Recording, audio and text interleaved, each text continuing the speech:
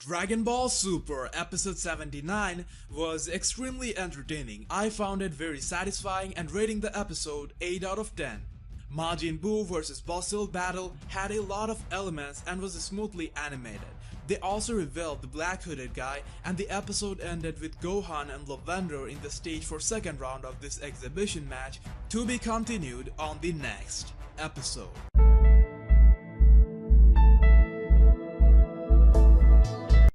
Before anything else, I want to talk about that black hooded character. He has drawn a lot of attention. First seen in the first trailer of Universal Survival Arc, everyone was trying to guess who he could be. Because all other universes have only gods, Kaioshins and angels in there, except for U7 and 9 for the exhibition. But in Universe 11's stage, we saw this guy standing beside the most attention-grabbing god of destruction, Varmalt. For those of you who don't know yet, the clown god's name is Varmalt. This episode finally revealed who this cloaked guy is, and his name is Toppo. He is a gigantic hot-blooded warrior and leader of the Pride Troopers team, peace protectors of Universe 11. We see some fighters of U11 wearing this red-black attire. Even the guy who is prominently seen fighting Goku in the opening is from the same team. Toppo happens to be the leader of the team, meaning he is a bigger badass. He does have more importance than other warriors, which might be the explanation for him being there. That is, he is actually a candidate to become the next god of destruction. In this episode, one of Buu's attacks gets deflected towards the stage of U11, and Toppo stops it in a very badass manner. This got everyone's attention. There is another minor issue about this. Most of us predicted that the hooded guy would be the Jackal-looking fighter based on the clues we had.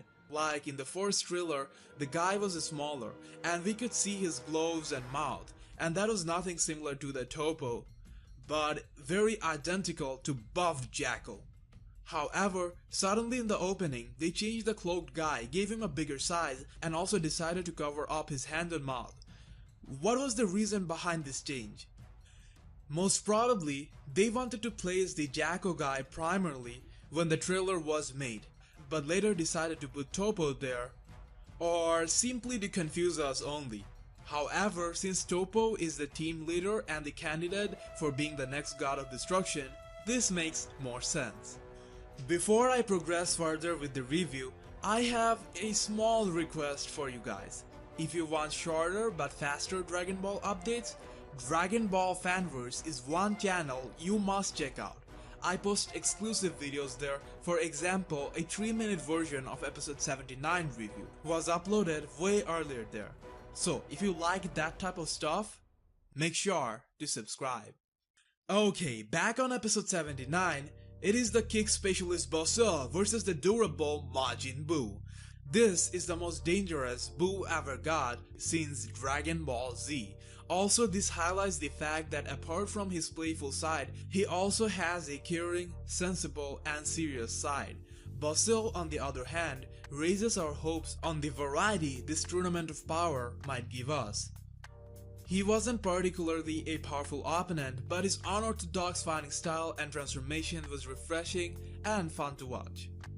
On the stage of Universe 9, we have this dwarf god of destruction, Sidra, and he looks like a really kind-hearted god of destruction. Unusual, but in a way, adorable. But to balance that off, we also have a very abnormal Kaioshin of U9, and he is a total dick.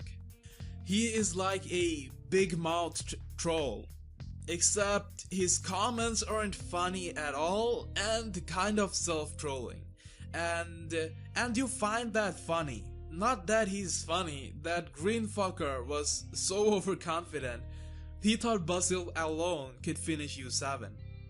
Nonetheless, an interesting character tool to have around.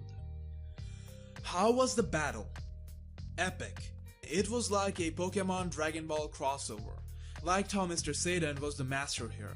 I loved it. It looks like DBS animators are finally getting back the smoothness of DBZ fighting. Look, this episode as a whole wasn't the best regarding animation quality, But like I said earlier, with the DBZ art style or animation style, they are walking on the right path. One or two mistakes exist, but not on the basics. That I find to be very gratifying cause excessive bright color panels of DBS and bobbly designs were what bothered me the most on the earlier episodes. Also, they are drawing the muscles right, which I dogmatically think is the most important aspect. Anyways, Basil keeps ruling 3/4 of the match with his swift attacks as Buu doesn't even try to resist. Until that point, it was only game to him, and even though most other there who doesn't know Buu thought he was getting beaten, to Buu it was like being tickled. So he kept asking for more as a game. Y'all know Buu's durability is something not to be played with. Vegeta sacrificed himself and still couldn't do shit to Buu. Even if your attack has any impact on him, he can recover as we see him doing in this fight. However, Buu's chill attitude and laughing impressed Omnikings as they are also very childish. And that can be a good thing for U7 in the long run. They soon realized that Buu is a real deal, so Basil decided to transform. Buffed up kind of werewolf look, the aura was like Super Saiyan God aura.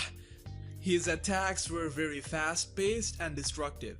His hand-to-hand combat with Buu was exciting to watch too. Very raw action. I just loved it. But even after all this, Buu wasn't getting serious enough, until one of Basil's attack hurts Mr. Satan. Once that happened, Buu got really pissed off. We saw smokes coming out of all his holes and things looked really intense. From that point, he fought Basil seriously. Basil tried with his feet ki blast and all, but just couldn't keep up. The Great Priest makes it clear that there's no definite rule in this match. It's like Zeno's wish is the rule here, bitches.